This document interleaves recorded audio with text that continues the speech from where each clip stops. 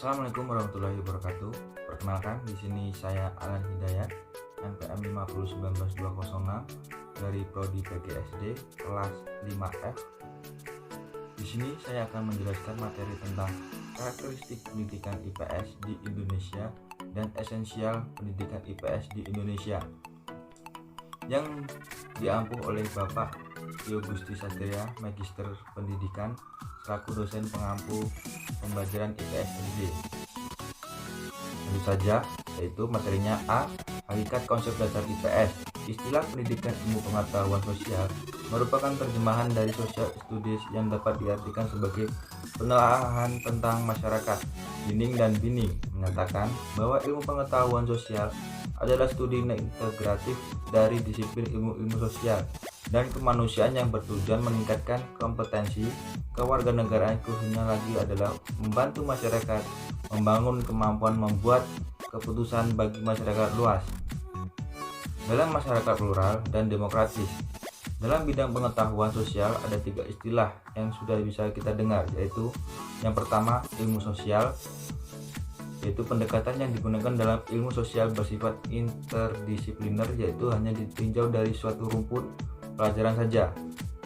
Contohnya disiplin ilmu antropologi. 2. Studi sosial, yaitu studi sosial bukanlah suatu bidang keilmuan atau disiplin bidang keakademis, tetapi merupakan suatu bidang yang mengkaji tentang gejala dan masalah sosial yang terjadi pada masyarakat. 3. Ilmu pengetahuan. IPS lebih menekankan pada pendekatan multidisipliner atau interdisipliner dari bidang ilmunya masing-masing. B. Karakteristik konsep dasar IPS.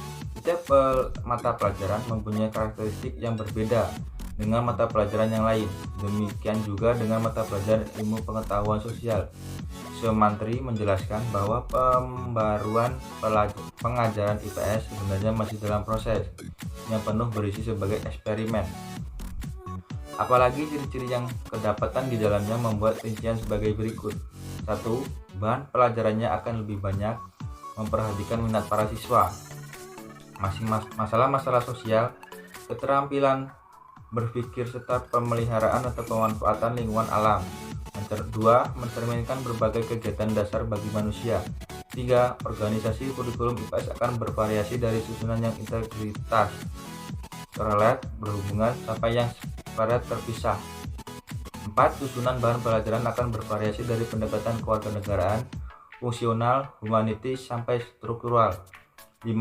Kelas pengajaran IPS akan dijadikan laboratorium demokrasi. 6. Evaluasinya tak hanya mencakup aspek-aspek kognitif, afektif, dan psikomotor saja, tapi juga mencoba mengembangkan apa yang disebut democratic conscience dan citizenship conscience. 7. Unsur-unsur sosiologi dan pengetahuan sosial lainnya akan melengkapi program pembelajaran IPS. Demikian pula unsur-unsur sains, teknologi, matematika, dan agama akan ikut memperkaya bahan pembelajaran.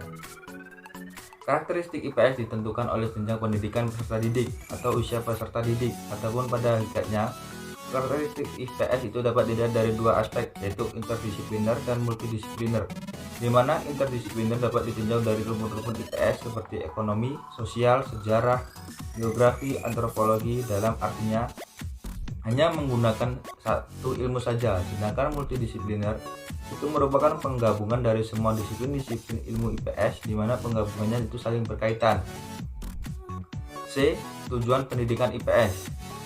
Menurut Narsudi Smartja, tujuan pendidikan IPS adalah membina anak didik menjadi warga negara yang baik, yang memiliki pengetahuan, keterampilan, dan kepedulian sosial yang berguna bagi dirinya serta bagi masyarakat dan negara. Yang pertama, pengetahuan dan pemahaman. Mentransmisikan pengetahuan dan pemahaman tentang masyarakat berupa fakta-fakta dan ide-ide kepada anak. Selain itu juga mengembangkan rasa komunitas dan stabilitas, memberikan informasi dan teknik-teknik sehingga mereka dapat ikut memajukan masyarakatnya. 2. Sikap belajar IPS.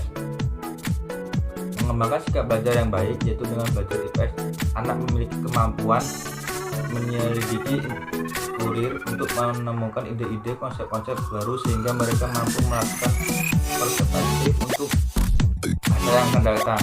3. Nilai-nilai sosial dan sikap anak membutuhkan nilai-nilai untuk menafsirkan memperhatikan fenomena dunia sekitarnya sehingga mereka mampu melakukan perspektif berdasarkan nilai-nilai sosial yang berkembang dalam masyarakat. Maka akan berkembang pula sikap-sikap sosial anak seperti menghormati dan mentaati peraturan, pengembangan rasa tanggung jawab dan kritis.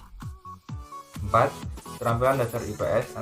Anak belajar menggunakan keterampilan dan alat-alat studi sosial, misalnya mencari bukti dengan berpikir ilmiah, keterampilan pembelajaran data masyarakat, mempertimbangkan validitas dan relevansi data, mengklarifikasikan dan menafsirkan data-data sosial, dan merumuskan kesimpulan.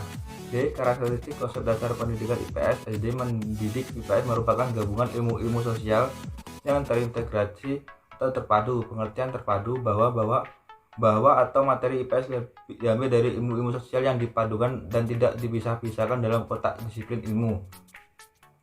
E. Konsep esensial pembelajaran IPS. Konsep dasar IPS dikembangkan berdasarkan konsep-konsep dalam ilmu-ilmu sosial yang sangat dibutuhkan dalam proses pembelajaran.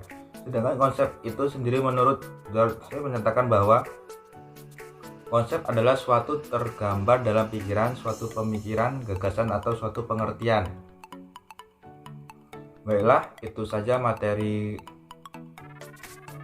dari saya. Apabila ada kesalahan, saya mohon maaf. Kepada Allah saya mohon ampun. Saya akhiri, wabillahi taufiq wal hidayah. Wassalamualaikum warahmatullahi wabarakatuh.